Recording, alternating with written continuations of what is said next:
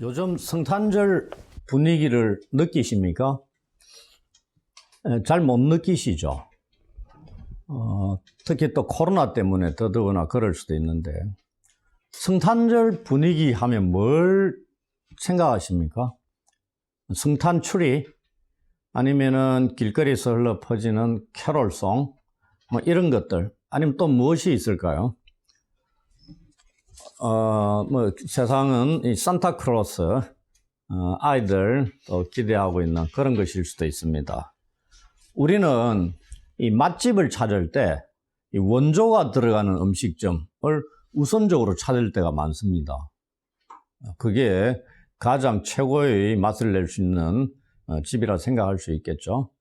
그렇다면은 이 성탄절 분위기가 어떠한 것인가를 우리가 알고자 할 때 어떻게 하면 되겠습니까? 원조를 찾으면 되는 겁니다. 그래서 원조 성탄절의 분위기가 어떠한가 궁금하지 않으십니까? 우리가 지금 생각하고 있는 그러한 것이었을까요? 아니면 전혀 다른 분위기였을까요? 성탄절을 앞두고 오늘은 이러한 것에 대해서 한번 살펴봤으면 합니다. 지난주에 이어서 말씀을 드리는 거죠. 성경에서는 성탄절의 분위기를 엿볼 수 있는 것이 두 곳밖에 없습니다. 이상하지 않습니까? 예수님을 소개하고 있고 복음을 전하는 예수님에 대한 기록들을 남겨두고 있는 것인데, 성탄절 분위기를 느낄 수 있는 것이 두 곳밖에 없다는 게, 마태복음하고 누가복음, 오늘 본문에 있는 이곳 두 곳밖에 없습니다. 그러면 마가복음하고 요한복음을 한번 보십시오. 마가복음에는 성탄절 분위기가 없습니다. 요한복음에는 태초에 이런 말씀이 나옵니다. 전혀 다른 얘기입니다. 마태복음의 성탄절 분위기에는 등장인물이 잘 아는 동방박사들이 나옵니다. 오늘 우리 누가복음 우리가 읽은 데는 목자들이 나옵니다. 지난주에 우리는 누가복음 2장 1절부터 7절까지를 살펴보았습니다. 우리는 누가를 역사가로 보고 있습니다. 그러면서 신학자이기도 하고요, 하나님의 예수님의 제자이기도 하고, 그렇게 그 다음에 의사이기도 하고. 그런데 역사가로서의 누가의 자질들이 우리가 지난주에 살펴본 곳에서 나타났죠. 황제에 대한 부분들 언급하고 있고요, 예수님의 탄생을 좁게 유대 땅 그 안에서만 기록하고 있는 게 아니고 전 세계를 지배했던 로마 제국의 황제를 언급하면서 그 역사적인 맥락 속에서 예수님이 탄생하셨다는 것을 기록을 하는 게 누가입니다. 그곳에서 우리는 시대적 배경으로서 연대, 장소, 그리고 탄생의 정황에 대해서 알게 되었습니다. 나사렛 예수란 분이 다윗의 도시인 이 베들레헴에서 탄생하셨다는 걸 우리는 확인을 하였습니다. 그리고 오늘 우리가 살펴볼 8절부터 20절, 여기에서는 1절부터 7절에서 살펴본 그 예수님의 탄생의 의미가 무엇인가를 설명해 주고 있습니다. 이 8절을 보시면은 어떤 그 느낌을 갖냐면은, 우리가 구약의 다윗 이야기를 쭉 살펴보았었습니다. 가장 먼저 첫 번째 다윗 이야기를 떠올릴 수 있습니다. 소년 다윗이 베들레헴 인근 지역에서 자기 아버지의 양떼를 돌본 일이 기록이 되는 게 사무엘상 17장 15절입니다. 그것과의 관련성이 이 배경으로 자리 잡고 있는 겁니다. 그것에 보시면은 우리가 유튜브에 올라와 있지만은 첫 번째 다윗 이야기에 나온 겁니다. 사무엘 선지자가 여호와께서 세우실 이 사울을 버리시고 다시 새롭게 세우실 이스라엘 왕에게 기름을 붓기 위해서 다윗의 집에, 아버지 이새의 집에 왔을 때 모든 형제들이 다 집안에 있었는데 다윗만 밖에서 양을 지키고 있었다, 이렇게 되어 있습니다. 그런 걸 염두에 두고 보셔도 됩니다. 그 지역에 이 목자들이 밤에 밖에서 자기 양떼를 지키고 있었다. 이렇게 되어 있습니다. 이 밤에 양떼를 지키고 있는 거. 왜 집으로 데려가지 않느냐, 양떼들을. 왜 바깥에서 밤에 있느냐. 밤에 있다는 얘기는 야영을 하는 겁니다. 밤새도록. 목자들이 밤에 집으로 돌아가는 것이 아니다는 얘기입니다. 양떼들이 있는 이 들판을 자기 자신들의 집으로 삼고 양떼들을 지키기 위해서 밤에 돌아가면서 보초를 서고 있었던 그러한 장면을 묘사하고 있는 겁니다. 이 팔레스타인에는 4월부터 11월까지 목자들은 이런 식으로 양떼를 밖에서 방목을 했다 그럽니다. 아마 다윗도 이스라엘의 왕으로 사무엘 선지자로부터 기름 부음을 받던 날 밤에 이 본문의 목자들처럼 밖에서 양을 지키고 있었을 겁니다. 우리는 이들에게서 이스라엘 역사의 전면에 등장할 당시의 그런 어린 다윗의 모습을 보는 듯합니다. 이 본문에 그러면은 목자들의 이야기가 나오는 이유가 뭐냐? 마태복음에서는 동방박사들의 이야기가 나온다 그랬죠. 누가는 목자들의 이야기를 탄생의 내용에 기록을 하고 있습니다. 그 이유가 그들이 이 예수님을 목자였다가 왕이 된, 이스라엘의 왕이 된 다윗에게 연관시키는데 도움을 주는 역할을 하는 게 아니냐. 그런 이유가 있고, 또 하나 누가가 기록한 이 하나님 나라를 위한 손님들, 하나님 나라에 초대받는 손님들의 명단에 목자들이 속해 있다는 얘기입니다. 이 명단에 속해 있는 자들이 누구냐면 가난한 자들, 장애인들, 소경들, 그리고 전원자들, 그 당시 사회적으로 천대시받고 박해받고 제외된 버림받은 자들, 그런 자들이 하나님 나라에 초대받는 자들이다 이 말입니다. 그 중에 하나가 목자들이었습니다. 이 메시아의 탄생 소식을 처음으로 듣게 된 자들이, 왕의 탄생의 소식을 처음 듣는 자들이 그 당시 종교 지도자들, 최고 지도자들도 아니고 세속 통치자들도 아니고 천대받는 비천한 신분의 목자들이었다는 얘기입니다. 랍비 문헌엔 당시 사회에서 무자비할 정도로 천대받은 직업들 목록이 기록이 되어 있습니다. 그 목록에 목자가 있습니다. 지나가는 얘기로 흥미로운 것은 이 천대받은 직업들 목록에 어느 직업이 포함되냐면 당시입니다. 의사들이 포함됩니다. 오늘날 의사들이 들으면 기겁할 일입니다. 단지 포함되는 정도가 아니고요. 이 의사들은 도둑과 같은 직업들과 함께 언급이 되고 있습니다. 그리고 가장 훌륭한 의사라 할지라도 그 사람은 지옥으로 떨어지게 돼 있다. 이렇게 기록하고 있습니다. 그 당시 의사들이 무슨 일을 했길래 그러냐면은 의사들이 환자들을 안심시켜 놓음으로써 환자들이 하나님을 찾지 않도록 만들어버렸다. 이 말입니다. 그리고 대부분의 사람들로 하여금 양심에 따라 살도록 했다는 얘기입니다. 그 당시 의사들이. 치료만 하면 되는데 이런 일을 했다는 얘기입니다. 그리고 의사들은 가난한 자들을 멸시했습니다. 그러니 종교적으로 하나님 앞에서 천대받은 직업들 목록에 도둑들이나 목자들과 함께 포함이 되어 있는 게 의사들이었다. 이렇게 기록에 남아 있습니다. 9절을 보시면은 주의 사자가 갑자기 나타납니다. 뭐 예고 없이 나타났다는 얘기죠. 그리고 주의 영광이, 이건 뭐냐면 하나님의 임재를 눈으로 목도하게 하는 겁니다. 하나님이 이곳에 이렇게 함께 계시는데 모른다 이 말입니다. 그러니 사람들 눈에 비치게끔 주의 영광이 드러나게 하는 것. 그게 하나님의 임재가 임하고 있다. 그 얘기입니다. 그걸 목격한 목자들이 어떻게 합니까? 크게 무서워합니다. 천사들의 방문이나 성경에 보시면은 하나님의 임재는 그것을 경험하는 자들이 크게 두려움을 갖게 하는 요소였습니다. 모세부터 시작해가지고 그 어느 누가 하나님의 임재 앞에서 목을 빳빳이 쳐들고 있었던 자가 있겠습니까? 그럴 수 없죠. 인간이. 그런 것들을 나타내주고 있습니다. 이제 10절부터 12절에 보시면은 이 메시아의 탄생 소식, 이걸 목자들이 들었다고 돼 있죠. 그러면서 10절, 11절에 보시면은 그 목자들에게 메시아의 탄생 소식을 주의 천사가 전하는 내용이 나옵니다. 당시 로마가 지배했던 시대라 그랬죠.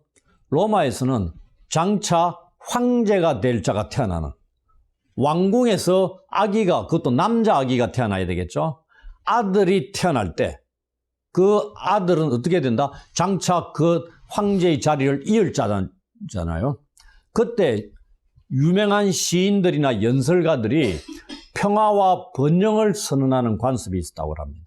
알리는 거죠. 시인들은 시로서 그 태어난 아기를 통해서 장차 이 나라에 평화와 번영이 임하게 될 것이고 그것을 누리게 할 자로 되기를 막 시로 찬양을 하고 그렇게 했다 이 말입니다. 그것이 오늘 누가복음에 그 틀을 그대로 옮겨가지고 기록을 한다는 얘기입니다. 통치자의 탄생을 알리는 거죠. 그래서 황제가 될 아기가 태어나는 게 그 당시에 뭐였다? 복음이었다는 얘기입니다. 이 복음이라는 게 기독교에서 처음 등장한 용어가 아니고요. 세속사회에서 쓰이던 용어입니다. 그 세속사회에서는 어떤 황제가 될 자가 태어나는 것이 복음이었습니다. 기쁜 소식이었다는 이 말입니다. 그런데 오늘 본문에서는 그대로 사용하는 겁니다. 기쁜, 복된, 좋은 소식. 이 복음이죠. 그게 무엇이다? 아기 예수님이 탄생하는 거다는 얘기입니다. 그 당대의 문화와 비교해가지고 장차 온 세상을 통치할 자가 지금 탄생하고 있는 겁니다. 그가 누구다? 구주다. 타이틀이 뭐죠? 구주라고 나와 있습니다. 그리고 그가 뭘 가져다 준다? 평화를 가져다 주는 겁니다. 똑같죠? 그런데 본문에서는 이 하늘로부터 내려온 천사가 온 세상의 구주로 나신 예수님의 탄생에 대한 내용을 선포를 어디서 합니까? 궁궐에서 합니까? 아니죠. 들판에서 가난하고 비천한 자들을 향해서 기쁨과 평화의 좋은 소식을 전하고 있다는 얘기입니다. 이로써 우리는 이사야 61장 1절에 가난한 자에게 복음이 전파된다는 그 예언이 성취가 되고 있는 겁니다. 그리고 예수님 오셔가지고도 가난한 자에게 복음을 선포하는 것을 이루어 가시는 거죠. 크게 무서워하고 있는 목자들에게 천사가 말합니다. 무서워하지 말라. 성경에 수도 없이 많이 나오는 겁니다. 창세기부터 시작해서 여러분들 성경을 읽을 때마다 무서워하지 말라는 말은 굉장히 많이 접할 겁니다. 그런데 우리는 전체를 보는 게 아니고 누가복음에서만도 이 무서워하지 말라가 오늘 본문이 세 번째입니다. 첫 번째가 1장 13절에 세례 요한의 출생과 관련해서 사가라여 무서워하지 말라 이렇게 말하고 있습니다. 천사가. 그 다음에 1장 30절에 예수님의 잉태와 관련해서 어머니 마리아에게 마리아여 무서워하지 말라 이렇게 얘기합니다. 그리고 오늘 세 번째 목자들에게 예수님의 탄생과 관련해서 선언하면서 무서워할 이유가 없다고 전하고 있습니다. 그 이유가 뭐죠? 천사가 곧 전해줄 좋은 소식 때문이다 이 얘기입니다. 왜냐? 오늘날 너희에게 구주가 나셨기 때문이다 하는 것입니다. 그 좋은 소식은 온 백성에게 큰 기쁨을 가져다 줄 겁니다. 황제가 될 아들이 출생하는 것도 모든 제국의 지배를 받는 백성들에게 기쁨의 소식이었습니다. 그것과 빗대어서 우리 아기 예수님의 탄생이 온 백성에게 기쁨을 가져다 줄 것이다. 참된 기쁨과 평화를 가져다 주는 그 구주가 나셨다 얘기입니다. 황제를 가리켜 구주라고 하지만은 이제는 우리는 예수님만이 참된 구주가 되신다. 그런 걸 얘기한다는 얘기입니다. 천사가 목자들에게 전한 이 큰 기쁨의 좋은 소식의 내용과 그 소식이 큰 기쁨이 되는 이유가 무엇인가를 알려주고 있습니다. 보시면은 오늘 다윗의 동네에 너희를 위하여 구주가 나셨으니 곧 그리스도 주시니라. 이 오늘이라는 문구, 오늘이 언제죠? 그 지역에 목자들이 밤에 밖에서 양을 치던 그 밤입니다. 그 밤 아니겠습니까? 그 밤에 아기 예수님이 탄생하셨다는 얘기입니다. 그래서 1차적으로는 목자들에게 큰 기쁨의 좋은 소식을 전하는 그날에 예수께서 탄생하셨다는 것을 알려주는 것이고, 이것뿐만이 아니라 예수님이 누구라고요? 구주고 메시아고 주가 되신다. 이로써 메시아의 구원의 시대가 시작됐다는 걸 알려주고 있다, 이 얘기입니다. 천사가 전하는 기쁨의 소식은 이 다윗의 동네 하니까 떠오르는 것, 이 베들레헴이죠. 그리고 그곳에서 미가서 5장 2절에 메시아가 탄생할 거라는 걸 예언이 되어 있습니다. 우리가 마태복음 같은 데 보면 나오죠. 이 구주가 나셨다는 겁니다. 이 구주라는 것, 구주는 뭐냐면 메시아적인 왕의 역할로서 예수께서 감당하실 그 칭호입니다. 그리고 다윗의 보좌를 이을. 그래서 마태복음 같은 데는 예수님을 가리켜 뭐라고 부르죠? 다윗의 자손이여, 이렇게 부릅니다. 그게 바로 우리가 역대합니까? 다윗에게 나단을 선지자를 통해서 하나님께서 언약을 주십니다. 네에게서 나올 아들이, 씨가 그 하나님의 성전도 건축할 것이고, 뭐 이렇게 얘기합니다. 그건 솔로몬을 가리키지만은 그것은 다윗의 자손으로 오실 메시아를 가리키는 겁니다.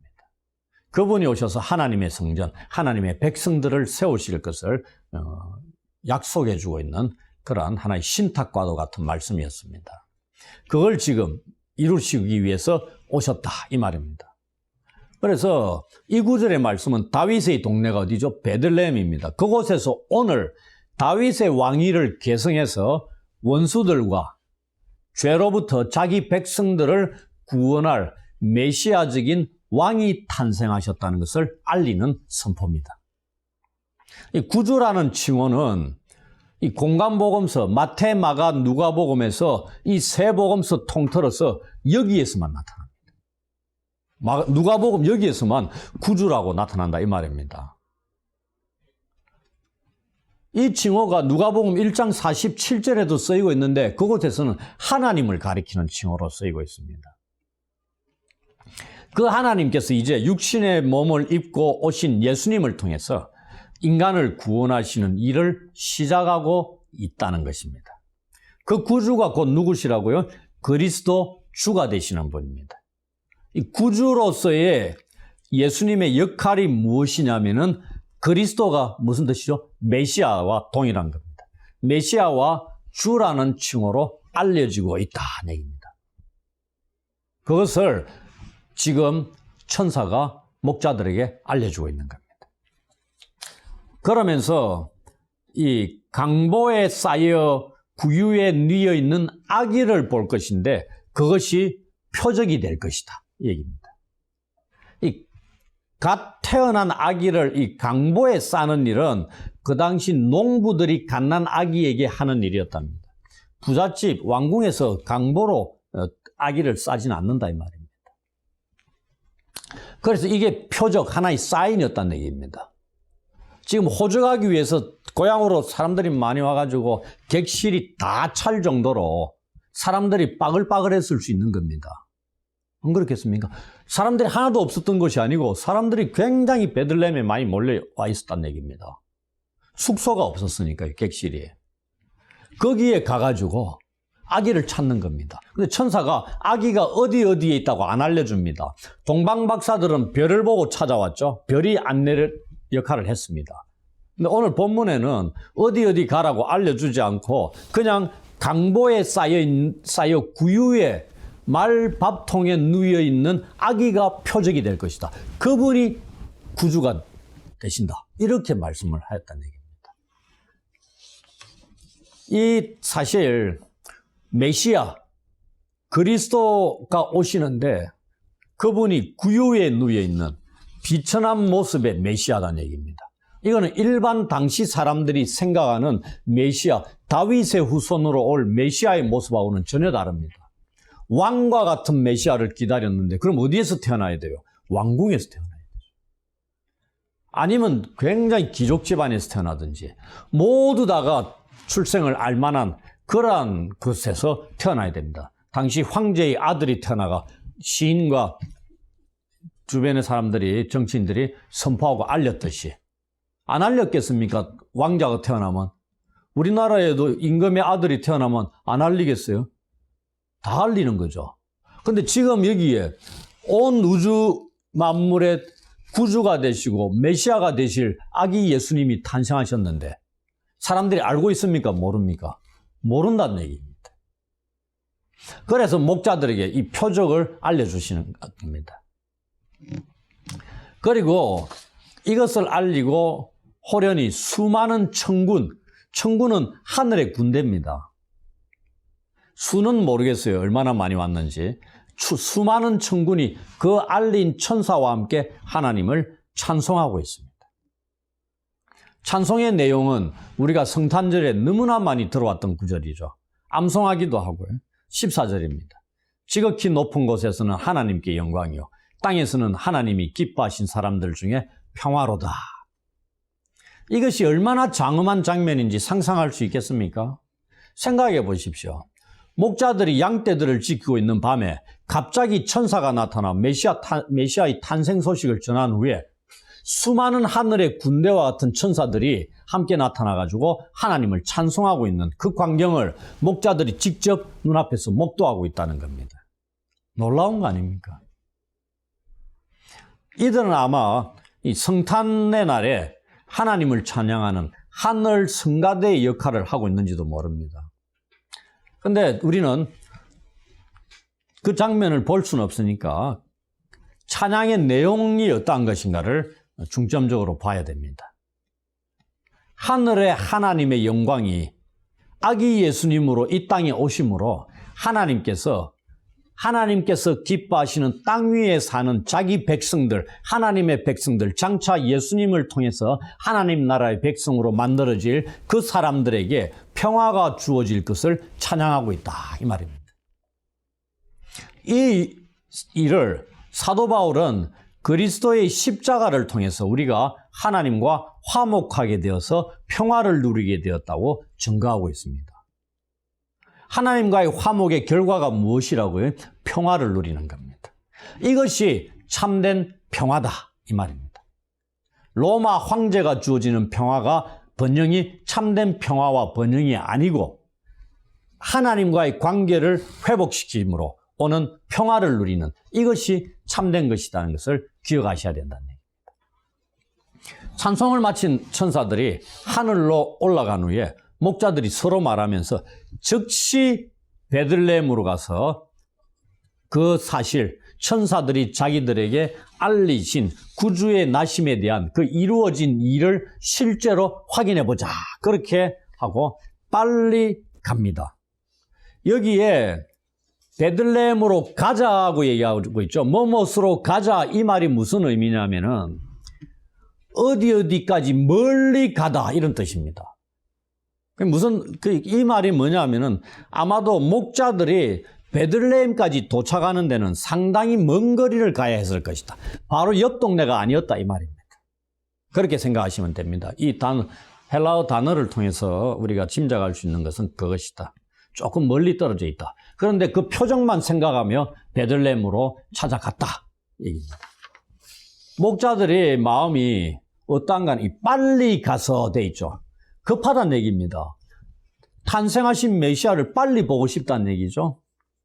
이들은 이 마태복음에 보시면 동방에서 유대인의 왕으로 나신 분께 이 경배하러 온 이 동방의 박사들을 이끌었던 별과 같이 그들을 인도해 주는 그 무엇도 없었습니다. 단지 천사가 다윗의 동네의 메시아가 탄생하셨다는 것을 그것만 듣고 그리고 강보에 쌓여 구유에 누워 있는 그 아기를 찾으러 간 겁니다.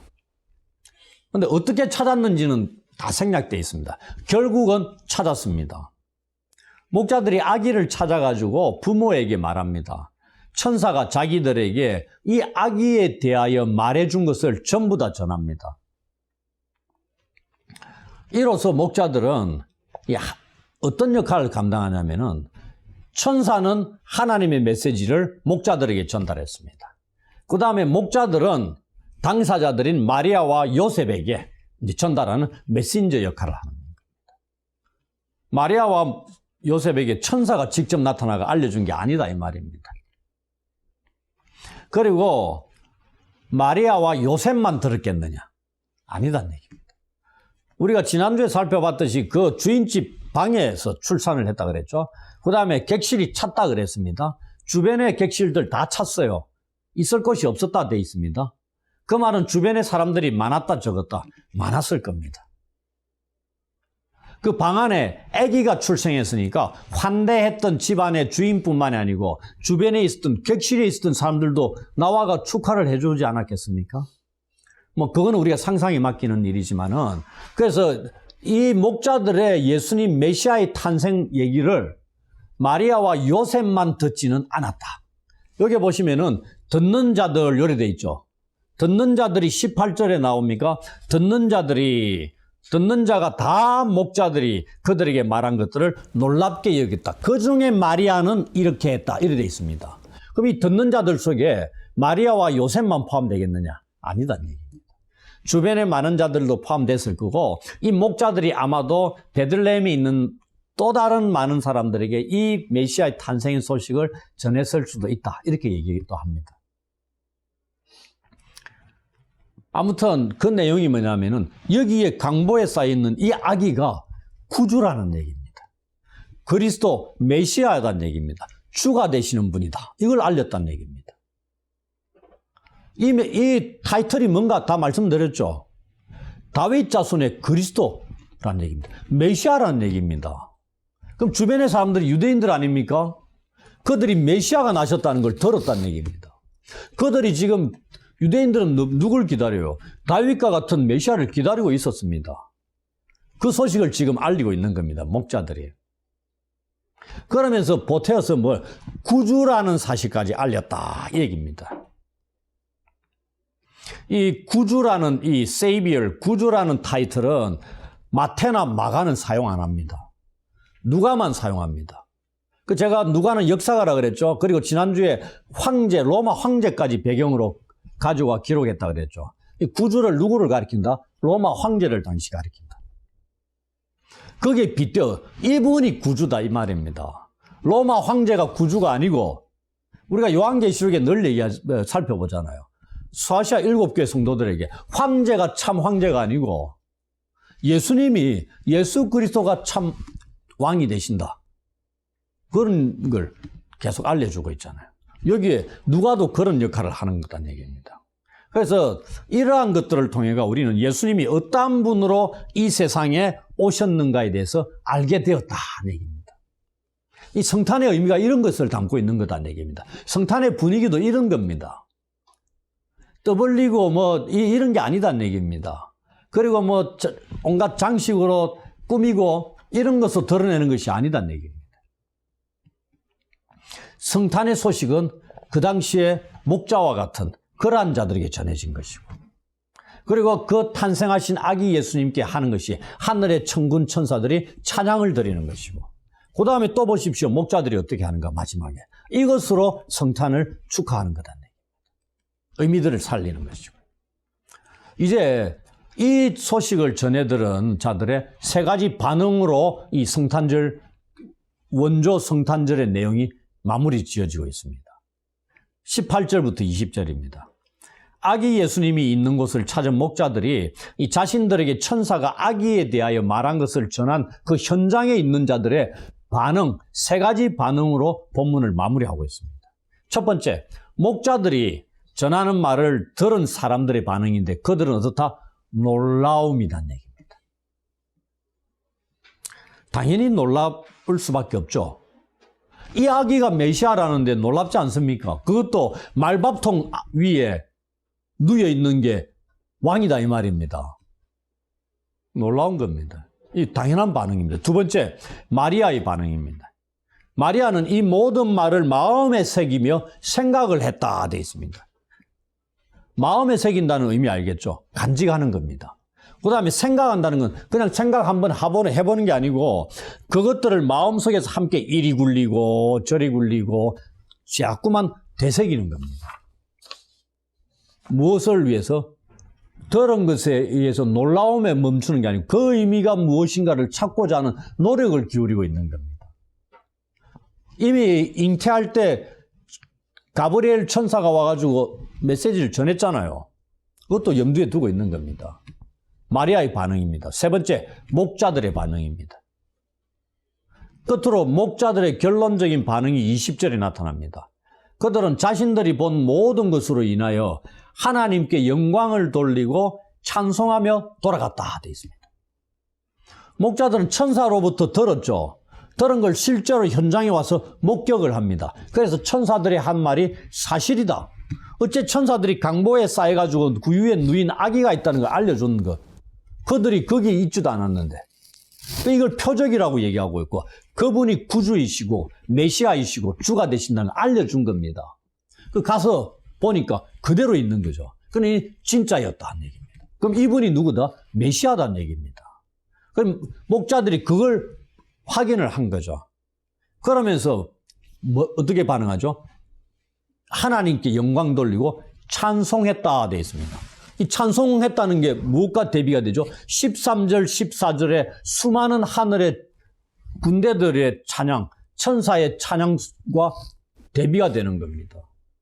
하늘에 있는 천사들이 찬양하고 그 다음에 땅에 있는 목자들이 찬양하고 화답을 하는 겁니다. 누구에게?